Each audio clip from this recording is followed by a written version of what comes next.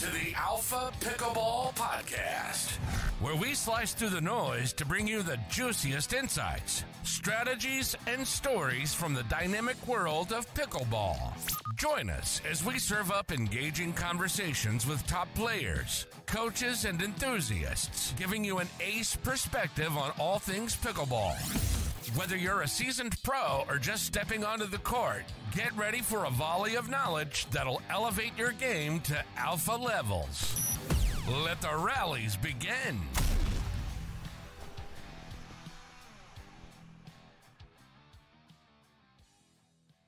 All right, welcome again to the show. I'm your host, Tats. Today's guest is Steve Paranto. Thank you so much for being on the podcast. Oh, you're welcome. I like being on these podcasts. Yeah. Is it over 50 years you've been playing pickleball? This is my 50th year playing pickleball. I was 18, freshman at Green River Community College, near where the sport was invented. It was Auburn, Washington. I was 18. I'm now 68. This is my 50th year playing pickleball. Awesome. And within that, I tried to do the math, roughly 44 years coaching? Yeah, I became an elementary PE teacher in 1979, and I had pickleball courts on my playground. I spray painted courts on the playground. My dad, since he did the first composite paddle pro lights, we had lots of blems, so my school had access to lots of pretty good paddles and balls, and taught it fairly early. And then, of course, teaching all my friends how to play. Some of them became actually great players too. Wow, wonderful. What did the pickleball scene look like back then? Well, we were experimenting with everything because it was a new game. So some of us were coming from a tennis background. Some of us were coming from table tennis. Some of us were coming from badminton. And some of us were just athletes wanting to compete. And so we had a blend of lots of different things. Dinking looked nothing like it does today. There was no such thing as resetting, from the trend. We didn't even call it the transitional area. There was no such thing as resetting. Remember the early days, we had wooden paddles too, which limited you on many things. We didn't spin the ball. The indoor ball did not spin. So we hit everything flat. It was silly to even try to spin it because you were adding extra movements, more things to go wrong, and there was no benefit from it. Yeah. We all knew how great the game was. We were all addicted. We all loved it, but there were very few courts to play on. So it was hard to promote the sport. Because there were very few places that had pickleball courts. Yeah, I heard in another podcast, one of the pros that have been playing for a while about sort of, coming in and hijacking tennis courts and turning them into pickleball courts and playing them. Yeah, that came much later that happened. And I ran a tournament in 1989 where as far as I know, it was the first time there was a tournament on tennis courts, and we rented out a tennis building. Dad and I, at the time Dad had Pro Light, night before with a couple of our really good buddies, lined the courts with, back then, I believe we used duct tape or something horrible that would, pull off the surface if you left it down very long. And Dad made portable, that's before the portable standard. So Dad made his own version of a portable standard, nothing like today, but it worked. But we didn't do, those early tournaments were mainly on wood floors, on badminton courts. And where the pole was, there was no rule. So, if that pole, the net post might be 6 inches outside the court. We didn't hit ATPs, by the way, back then. Many of the tournaments, the nets were strung from wall to wall. So there was no ATP. The ATPs didn't really come in existence until we had a standard place to put those standards. Got it. What was the predominant strategy? Just hit flat into the kitchen and run up? That became something. Remember, the balls also didn't bounce high. I remember this is even before Dad invented the Pro Light paddle, which was 84. where I was experimenting dropping the ball from a height of 6 feet and noticing, hey, to my partner, Richard Skevington, we were high school buddies too. It's one of the guys I taught. The ball still bounces lower than the net. We can arch it high and we can run in behind it. And his story is that I called him up about 2 a.m. to tell him this. And he was, I think, just married or something. And I go, what are you doing? And I go, I got this idea. And so we were really the first team that predominantly dinked that way with the high arching dink in the 80s. Yeah, I think I read somewhere, or maybe it was Wes Gabrielson that told me you got the whole stacking thing going. Well, that was later on with my longtime partner, Randy Beither. We're still close buddies in play. We've been partners since the late 80s. So we're the longest running team. And we won 3 nationals together in our age group for 5-0s.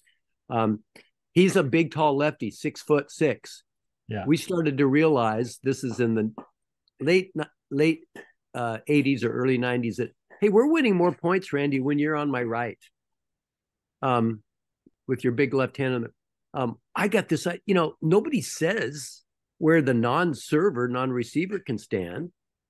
Let's do it. Well, we did, but we only did it when we served. So like they now call half stacking.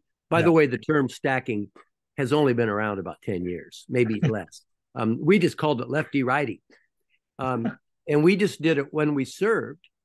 And it really threw people off. I mean, you can imagine if you've never seen it in your life and all of a sudden this team is stacking. Well, the Washington guys, remember that's just 3 hours from where I am in Portland. Yeah. They took it another step farther and did full stacking.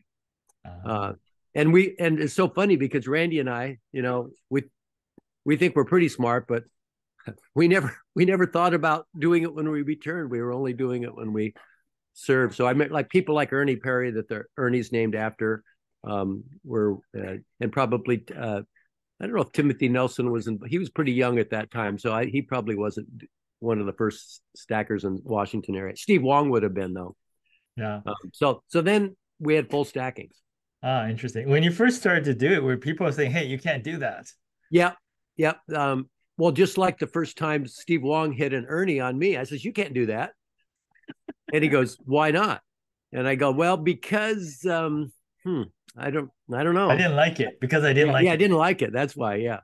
We always assumed that was an imaginary line, just as, the sideline's an imaginary line when you're serving. You can't stand outside that. We assumed the kitchen was an imaginary line. And so we did not cross that line to hit balls out of the air. Interesting. So from there, half stack, full stack, what other evolutions that we take for granted now came after? Well, now, because of paddle technology, and Dad started that with the first composite paddles, ProLite, we could finally reset balls. Our hands are much quicker. The swings today are very specific to pickleball. They're not exactly like tennis, at least at the kitchen. They're not exactly like table tennis. We move a little differently. All these things are being refined right now. And now with the, 4 or 5 years ago, the new carbon fiber, raw carbon paddles came out, we could spin the ball more. So now what's happening? Aggressive dinks, aggressive topspin dinks, aggressive backspin dinks. That was really unheard of in those days. Yeah, I mean, just looking at the next, well, you're in it. You constantly, I think you're thinking of things around this. What are the next wave of innovations in terms of court positioning, strategy, all that stuff? I don't think court positioning is going to change much, or strategies, but how people efficiently. I'm finding this out because Eric Lang trains here. I work with him a little bit, and just the other day he's sharing with me something that we would have, as pickleball instructors, said, "Don't cross your feet, don't cross, don't cross." Well, there is a very efficient way to cross if you do it right, to get to certain balls and to get back into the court. And it's different than anything we've taught. Got it. So essentially, there's a lot of experimentations to challenge some of these sort of generalities that. Right. Yeah. Right. Yeah, I mean, a lot of this is motivated by professional players. They are trying to figure out any advantage they can to be at the top because they're making nice money now. They're motivated. And because of that, new innovations are coming along. I mean, you see things like that. You'll watch the pros and you go, what are they doing? That's terrible. Well, it must not be. You know, when we first started seeing the scorpion or the pancake shot, oh, that's horrible. Oh, wait a minute, it's working. There's more pros doing it. Okay. Oh, why are they holding an Eastern forehand grip? We always teach continental. Well, now most pros are holding an Eastern grip, and sometimes even you'll see semi-Western. Yeah. And that's also, that grip is what's allowing the scorpion shot, by the way. Yeah. It's really difficult to hit that with a continental grip. Yeah. I mean, any sort of, rule changes you think are required or preferred for the growth of sport? Well, yes. I teach hundreds of new pickleball players each month. We have an intro class at Rex. That's the club near Portland, Oregon, nine indoor courts. It's our scoring system does not make any sense for people learning the game. If the game were invented today, we would not be playing side out scoring. It would be rally scoring.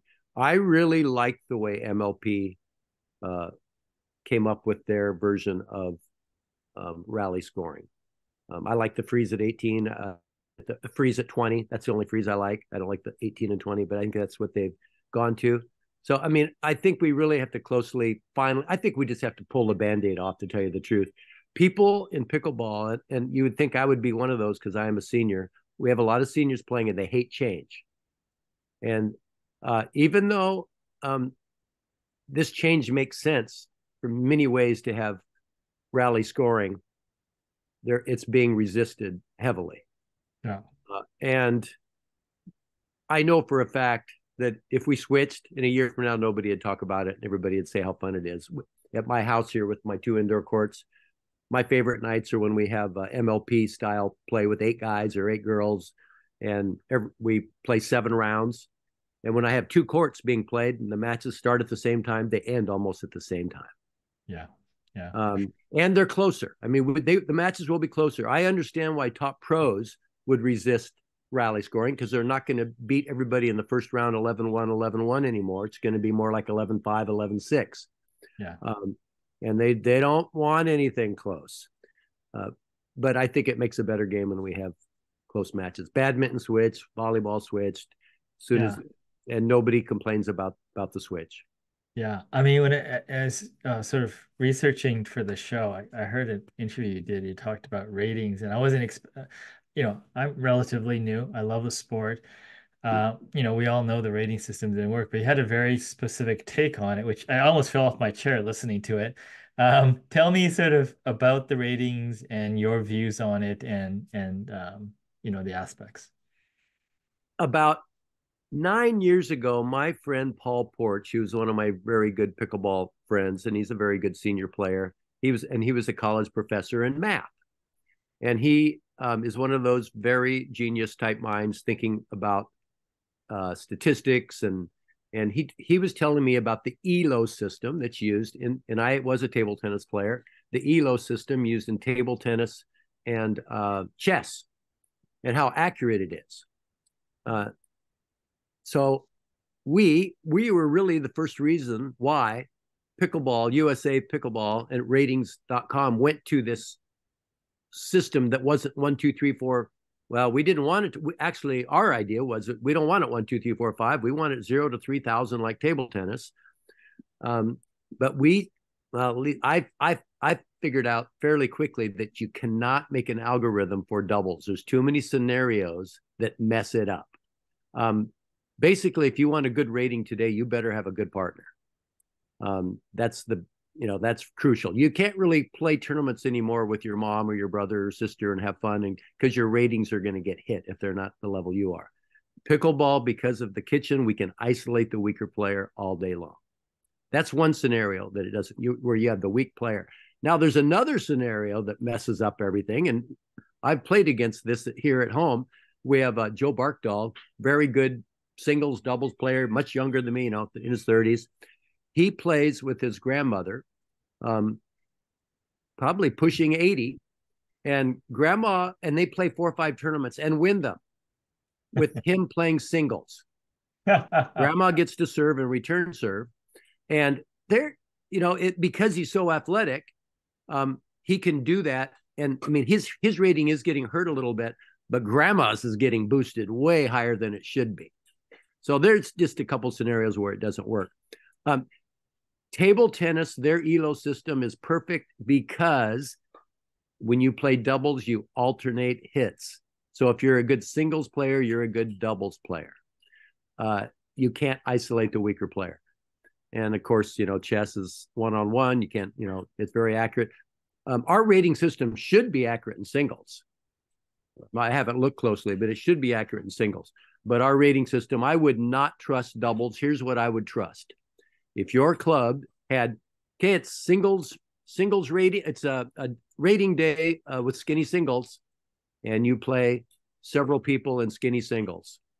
It's like that 6 degrees of separation idea that we came up with when we first started this ratings. If, you know, this, when I play this person, you know, I win 11-4. When I play this person, I lose 2-11. I know that I trust that when people are starting to beat me in skinny singles, that I think I want to play doubles with you because they have all the skills necessary to be a good doubles player. They can reset.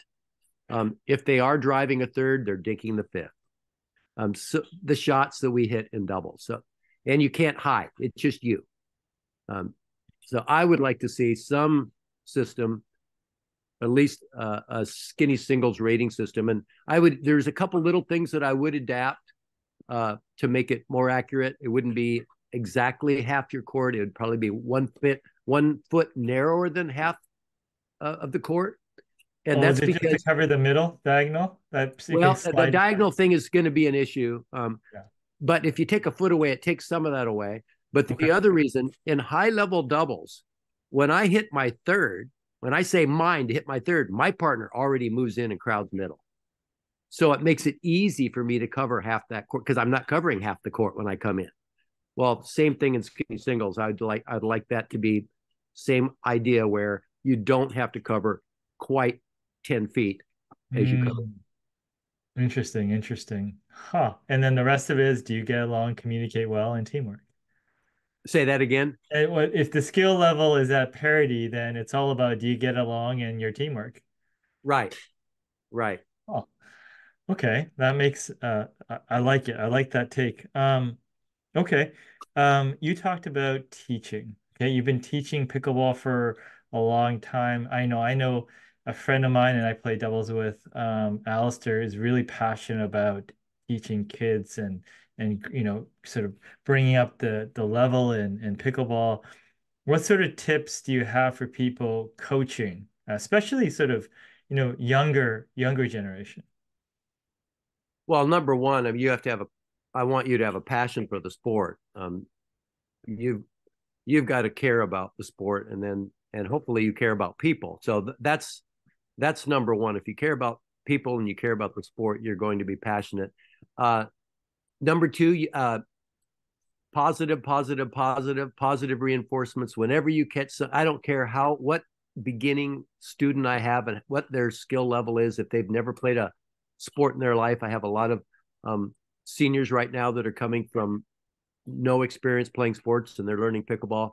When I catch them doing something right, man, I am complimenting them. So be as positive as you can. Being able to model correct stroke production is very important, and building blocks, starting simple, and build on those building blocks. Yeah. And do you have sort of that sort of modularized, or do you look at the player and what they have? What's your approach? Yes. When I meet a student for the very first time, first thing I ask them is how long have they played? What sports are they coming from? That kind of thing. And I am very big on mechanics at first. I just want to start them out with proper mechanics. One good example, I don't know if you know who Jane Paulson is. She's a senior pro. I remember her coming to my house one day.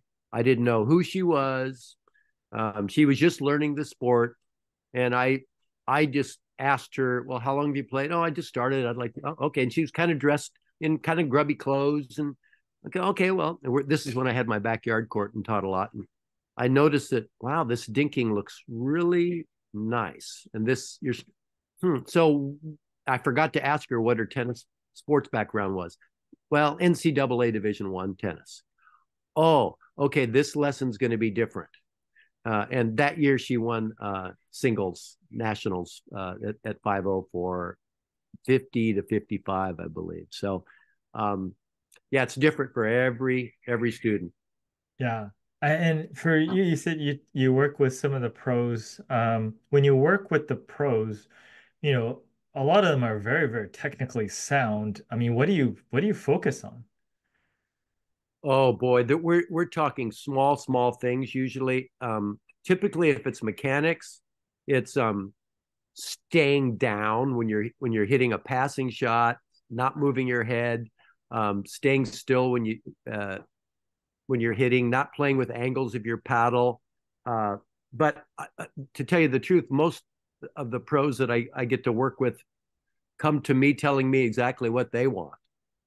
They know what they want to work on, and they know what they want my eyes to look at. Okay. Yeah. So they're pretty technical. You're right, and they pretty much know what they want to look at. I'm soon adding cameras. Here's my courts. Here's my. Love it. And my girlfriend Lala's practicing serves right now, I believe. But here's my 2 courts. Which what I'm going to do is add cameras. So after a lesson, and there's my upstairs viewing area. Is that kind of like kind of a large, like what was the building before? Was it built? Oh, no, it's built. I built it just for this. Wow. Okay. Yeah. Beautiful. Yeah. Nice lighting. Yeah. Wooden supports. Cushioned tennis type surface. Cushion. So like Australian Open type thing, like rebound. Yes. It's a guy up here in the Northwest, Dan Hanks. This is his own invention. The cushioning's created from rubber used car tires that's crushed and applied to the court before you put the surface down. And it doesn't change the bounce, but I can be on this court for 5 hours and not be sore the next day. Well, and this is what we have at Rex too, where I teach. And so it's really helping my knees and my hips and everything the next morning after a long day on the court. Oh, that's wonderful. I love that. Okay. What other innovations do you see on the horizon? Well, I'm the reason we have the drop serve. Oh, it's for about 5 years, I kept putting videos out how ridiculous our service rules were, and that you can't monitor if you have an upward motion, downward motion, if it's below your waist, above your, just crazy, all these rules for the volley serve. So I came up with the idea of if we drop it, it'll never bounce higher than your waist, and then we can do whatever you want. Well, the U.S. Mark Pfeiffer with the U.S. APA Rules Committee at the time got a hold of me and said, well, we're thinking about experimenting with it and trying it as a provisional rule. And they did. And tons of beginners liked it because it was easier for them to learn. It also solved the yips issues with many people. That's not why I created it. I created it so it was really a lot more objective if a serve is legal or not. Yeah. And I was hoping it would be the only serve. I'm still hoping that someday, you've seen what's happened to the PPA now, where they have to hold it out and just drop it, and that's kind of uncomfortable. And from what I hear, the reason the PPA does not allow the drop serve is they think it looks silly. And I know for a fact when pros do the drop serve, it won't look silly. It'll look impressive. So I'm hoping that becomes a rule. As far as the other rules, I'm pretty much disappointed what USAPA has approved in paddles recently with started out with the Gearbox Pro that has a trampoline effect. We had a paddle like that 20 years ago in pickleball called the A-Pike, and the USAPA at the time outlawed it because they knew how fast the ball came off the paddle. But somehow that got approved, and so now I know Onyx has a similar paddle, and Eula has a paddle. Eric Lang's using one when he's here, and I've been hit in the face quite often drilling with Eric when we're both at the kitchen line. I do wear protective glasses, but I'm afraid that the speed that can be created with this newer technology, the trampoline effect, it's going to be super hard for a senior like myself to even step on the court with a good open player and have fun. Got it. All right. In fact, I did a clinic 2 weeks ago where it was all 3-5, so not highly skilled, and where I'm putting him through all these drills, and one of those guys had a gearbox, and it ruined every drill that he was involved in. Okay, well, lots of things as the sport evolves. Interesting to follow along. Is there anything that I have not asked you, but you want to share? Let me think. The things that I'm passionate about in pickleball are, is the drop serve, ratings. Shoot, I know there's what we accept is approving paddles. No, I mean, my dad would love to know that, my dad created the first composite paddle and got in the Hall of Fame with the inventors of the sport. And that was like one of the most exciting days of his life. He's passed away now, but on this one wall, I kind of have a wall honoring my dad. But in my pickleball court where we tap paddles, my dad's ashes are at each center court where you tap paddles. So just trying to remember Dad as much as I can through pickleball. Well, Steve, I've been thoroughly enjoying pickleball. I'm sure tons and tons of people can say the same. So thank you. How long have you played? 11 months. So I have a tennis background. Oh, okay. Yeah, you're on that. Oh boy, you're gonna have so much fun. That 11-month period that you're improving a lot every week. Yeah. If you're getting to practice. Absolutely. That's great. At my age 68, I'm trying to hang on by learning some of the new skills. Just give me some more skills, because I'm definitely not running as fast as I used to. And I like to think my hands are really fast. But again, when I get on a court with an Eric Lang or Aiden Schenk, another young top player here, I realize, I am losing something. Okay, I better learn some new shots to make up for it. Well, there's always something new to learn with pickleball. Yeah. Thanks for tuning in to the Alpha Pickleball Podcast with Tats. If you enjoyed today's episode, subscribe, rate, and connect with us on social media. Stay alpha on the pickleball court. Until our next session.